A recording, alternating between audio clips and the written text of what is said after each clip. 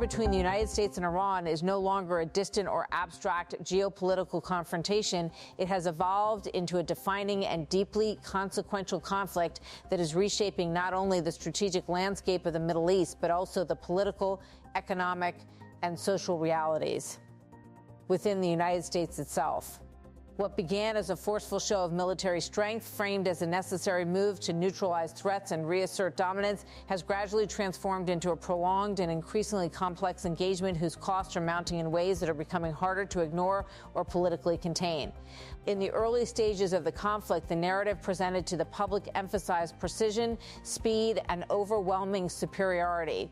Military officials described operations as targeted and effective, designed to cripple Iran's ability to project power while minimizing long-term entanglement. There was a sense, at least in official messaging, that the campaign would achieve its objectives swiftly and decisively.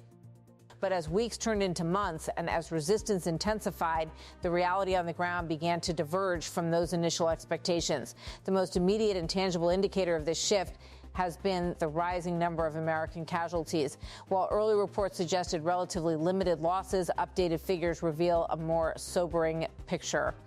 At least 13 American service members have been confirmed killed, and hundreds more, now estimated to be over 400, have been wounded in various operations tied to the conflict. These injuries range from minor to life-altering, with many soldiers requiring long-term medical care and rehabilitation. Each number represents not just a statistic, but a human life affected, families disrupted, futures altered, and communities shaken. At the same time, these figures have become a focal point of public debate. Viral claims circulating online have suggested far higher death tolls, sometimes alleging hundreds of fatalities. However, such claims remain unverified and widely disputed by credible sources. Still, the persistence of these narratives reflects a broader climate of uncertainty and mistrust where information is contested and the true scale of the war's impact is often obscured by competing accounts. Beyond the raw numbers, the nature of the casualties reveals important insights into the evolving dynamics of the conflict. Many of the injuries have resulted from drone and missile attacks targeting U.S. bases across the region. Iran's strategy has increasingly relied on asymmetric warfare, leveraging technology and regional networks to strike at American positions without engaging in direct, large-scale confrontations. This approach has proven effective in keeping U.S. forces under constant pressure, forcing them to operate in a heightened state of alert and vulnerability. American military installations in countries such as Kuwait, Saudi Arabia, Qatar, and Bahrain have all faced varying degrees of threat. Some bases have been struck directly, sustaining damage that has required rapid repairs and operational adjustments. In certain cases, personnel have been relocated or redeployed to mitigate risks, underscoring the fluid and unpredictable nature of the battlefield. At the same time, the United States has significantly expanded its military presence in the region. Approximately 50,000 troops are now involved in operations linked to the conflict, with additional forces deployed to reinforce key strategic positions. This buildup reflects both the scale of the challenge and the determination of the U.S. government to maintain its operational momentum. However, it also raises questions about sustainability, particularly as the logistical and financial demands of such a large deployment continue to grow. Despite these pressures, the political leadership in Washington has maintained a tone of confidence and resolve. President Donald Trump has repeatedly defended the war effort, presenting it as a necessary and ultimately successful campaign. He stated, "I am winning war by a lot." This assertion is central to the administration's narrative, which emphasizes military achievements and downplays the costs and risks associated with prolonged engagement.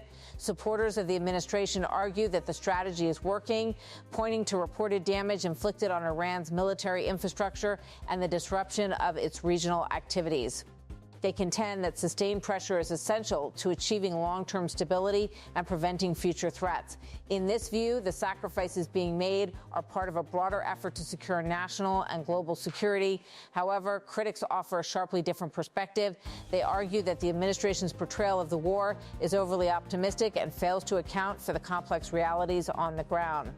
From their standpoint, the rising casualty figures, combined with the lack of a clear endgame, suggest that the United States may be heading toward a prolonged and potentially unwinnable conflict. They warn that without a coherent strategy for de-escalation or resolution, the war could continue to drain resources and erode public support.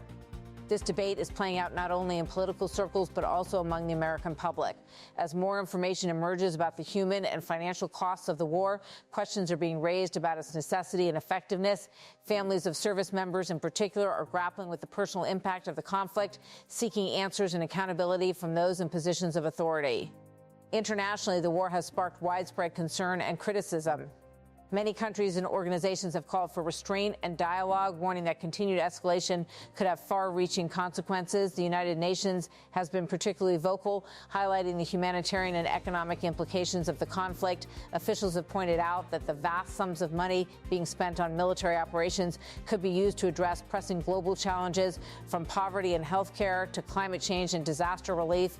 The economic impact of the war is already being felt on a global scale. One of the most significant areas of concern is the Strait of Hormuz, a critical maritime route through which a substantial portion of the world's oil supply passes.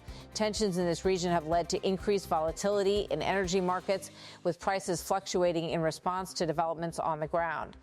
This has had a ripple effect across economies, contributing to inflationary pressures and uncertainty in global trade. Supply chains have also been disrupted as shipping routes are affected by security concerns and increased insurance costs.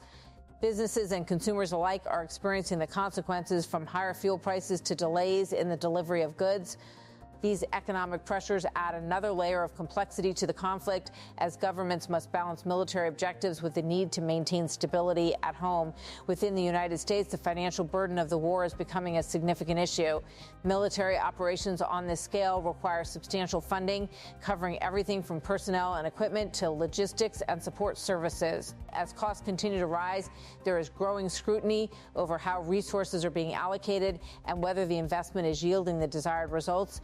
Efforts in Congress to limit the president's war powers have highlighted the deep divisions within the political system. While some lawmakers have pushed for greater oversight and accountability, others have supported the administration's approach, emphasizing the importance of maintaining a strong and unified stance. These debates reflect broader tensions over the role of the United States in global affairs and the extent to which military force should be used to achieve strategic objectives. Meanwhile, the human cost of the conflict extends far beyond American casualties. In Iran, the impact has been devastating, with thousands reported killed and significant damage to infrastructure and military assets.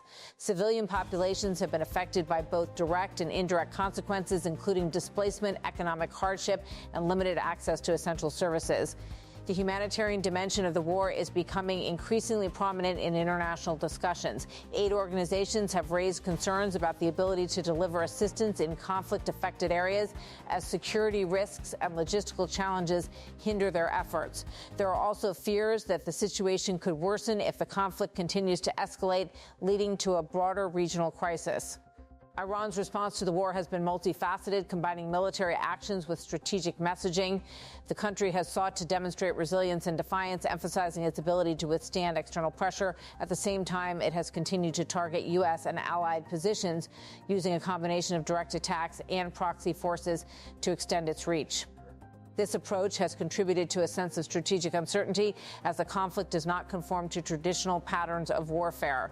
Instead of clear front lines and decisive battles, it is characterized by a series of ongoing engagements, each with its own risks and implications. This makes it difficult to assess progress or predict outcomes, complicating efforts to develop a coherent strategy. Analysts have noted that military success in individual operations does not necessarily translate into overall victory.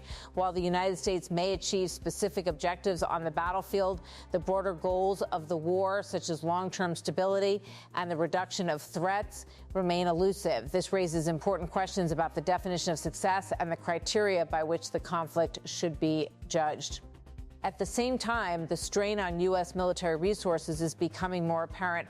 Prolonged deployments can take a toll on personnel, affecting morale, readiness, and overall effectiveness. Equipment and supplies must be maintained and replenished, adding to the logistical challenges. These factors underscore the importance of careful planning and resource management, particularly in a conflict with no clear endpoint.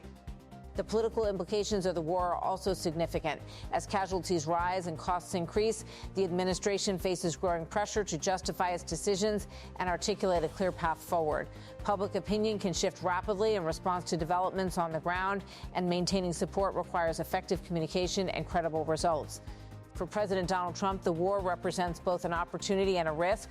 On one hand, a successful outcome could reinforce his image as a strong and decisive leader. On the other hand, a prolonged and costly conflict could undermine that narrative, exposing vulnerabilities and fueling criticism. The broader question that emerges from all of this is not simply whether the United States can win the war, but what winning actually means in this context.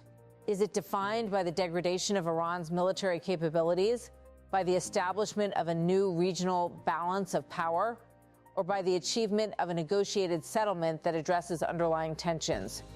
These questions do not have easy answers, and they highlight the complexity of modern warfare, where outcomes are shaped by a wide range of factors, from military performance to political dynamics and public perception.